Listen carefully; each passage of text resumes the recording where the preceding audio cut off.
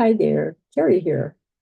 Well, I can't believe that our National Court Reporters and Captioning Week is almost drawing to a close, but I hope you've really gotten something out of the videos that I shared with you this week. Even if you only took away one thing and incorporated that, it would be plenty. Sometimes it takes just one different thing to put us off in a different trajectory, to shake things up a little bit, to try something new and different, and to tell our brain that we're the one that's in control. And there's going to be a lot of things that are going to be big and different. And that's a good thing because, I mean, really, how much big and different and wonderful could happen in school if you stayed there for another couple of years? Kind of, kind of nuts. Um, so, recapping, I think we started off this week talking about your strengths and your weaknesses and looking bravely, happily, embracing, hey, this is who I am. And these are the things that I have not mastered yet. Some of them I will. Some of them I may not want to. I'm thinking about personally with proofreading. It's like, I could spend a whole lot of time trying to learn to focus to read to do that better, or I can find somebody else who really likes doing that.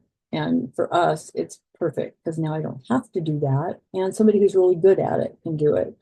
On the other hand, I'm a really good writer. And so that's what I need to be doing is writing every day. And with the setup that I have created, and you will create your own, it suits who I am. It suits what I'm good at. It suits what I'm not good at. It suits how it makes me feel and how I get to interact with the clients that I work with, the jobs that I take, the amount of money that I make, and the time off that I want. But also, because of my particular setup, I've got proofreaders and scopists. It's my job to give them the best product possible to work with. But we're all making money, or I could be doing it all myself. And my hands would be wearing out, and I would be exhausted, and I would have no free time. And other people would not be making money also. It's a win-win. When I started using Scopus, and I don't suggest this early on, but when I started, within that first 12 months, I doubled my billable income, and my cost to my Scopus was not doubled. It was maybe a third of the extra money that I was bringing in because I could work every day. And I realized, oh, this is my new job, to write as brilliantly as I can in every single stroke. And to have shortcuts, to flag things so that I could spot check things very quickly. I could put things in my dictionary very quickly. I could produce a clean, rough draft if I had to very quickly, and to have a different mark for all the spellings and the questions, things that I had to ask the witness or the attorneys. It's the little things you learn along the way. Don't let school scare you into thinking there's so much more that you have to learn. You're learning the big chunk, the how to make a transcript. You're learning the words and the concepts and the ideas and all the different kinds of work that you'll be exposed to in your working life.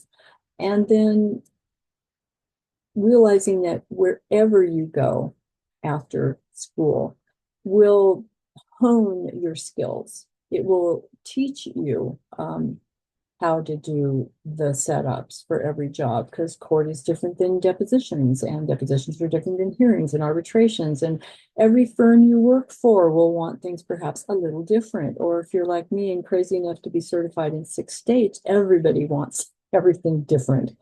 Um, and I like routine, so it's time to start paring that back down to 1 or 2 states. But you'll figure out what works for you. Just make sure today, right now, where you're sitting, where you are, you have a very clear picture of who you are, what you like, what you don't like, what works for you, what doesn't, what your best, most wonderful day would look like. Are you interacting with a lot of people? Are you just reporting? Um, how does your personality work to give you the life that will work best for you? And in this profession, we have so many different avenues we can choose from. There's so much we can do with the skills that we get in school. So think about who you are. Put all that stuff into action. I'm looking at my list here about that I shared my daily routine with you guys, including a meditation at the very end, which I do as often as I can.